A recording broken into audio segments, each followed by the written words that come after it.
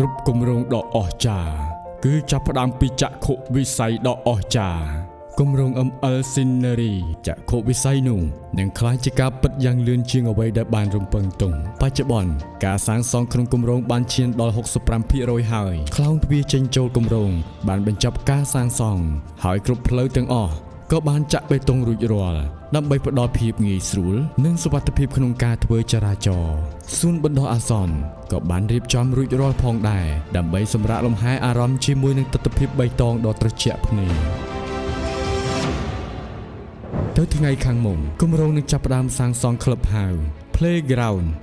រៀបចំសួនច្បារសម្រាកលំហែដាំដើមឈើនិងរុក្ខជាតិនៅតាមដងផ្លូវនិងខាងមុខផ្ទះដើម្បីបង្កើតជាសហគមន៍បៃតងធម្មជាតិសម្រាប់ការរស់នៅពោរពេញដោយផាសុកភាពនិងភាពសុខដុមរមនាប្រព័ន្ធសុវត្ថិភាពស្កេនចេញចូលប្រព័ន្ធកាមេរ៉ាសុវត្ថិភាពនិងប្រព័ន្ធអ៊ីនធឺណិតនិងភ្លើងបំភ្លឺតាមដងផ្លូវនឹងត្រូវដំឡើងគ្រប់ជ្រុងនិងទូទាំងគម្រោងទាំងមូលការងារតភ្ជាប់ប្រព័ន្ធទឹកស្អាតនិងអគ្គិសនីនឹងត្រូវបិទបញ្ចប់ក្នុងរយៈពេលដ៏ខ្លីខាងមុខដើម្បីធានាបាននូវស្តង់ដារសុវត្ថិភាពនិងភាពងាយស្រួលក្នុងការរស់នៅប្រចាំថ្ងៃ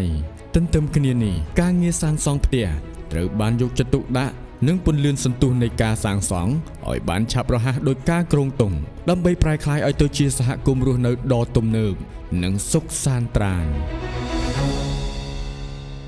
គម្រោង ML Scenery គឺជាគម្រោងលំនៅឋានដ៏ទំនើបដ៏មានសក្តានុពលព្រោះស្ថិតក្នុងតំបន់ភាគខាងត្បូងរាជធានីភ្នំពេញដែលនាបច្ចុប្បន្ននេះបានកំពុងប្រែក្លាយខ្លួនជាតំបន់ដ៏លេចធ្លោបំផុតស្របតាមចក្ខុវិស័យរបស់រាជរដ្ឋាភិបាលដែលមានបំណងប្រែក្លាយតំបន់ភាគខាងត្បូងទៅជាទីក្រុងបៃតងមជ្ឈមណ្ឌលពាណិជ្ជកម្មនិងទិសដៅដឹកជញ្ជូនដ៏សំខាន់បំផុតមួយត្រឹមប៉ុន្មានឆ្នាំចុងក្រោយនេះគម្រោងហេដ្ឋារចនាសម្ព័ន្ធធំមជ្ឈមណ្ឌលពាណិជ្ជកម្មសេវាសាធារណៈគ្រឹះស្ថានសិក្សាលំនៅឋានត្រូវបានអភិវឌ្ឍជាបន្តបន្ទាប់គ្នាគួរឲ្យកត់សម្គាល់គម្រោង ML Scenery នឹងក្លាយទៅជាសហគមន៍រស់នៅដ៏ទំនើបទាន់សម័យនាថ្ងៃអនាគត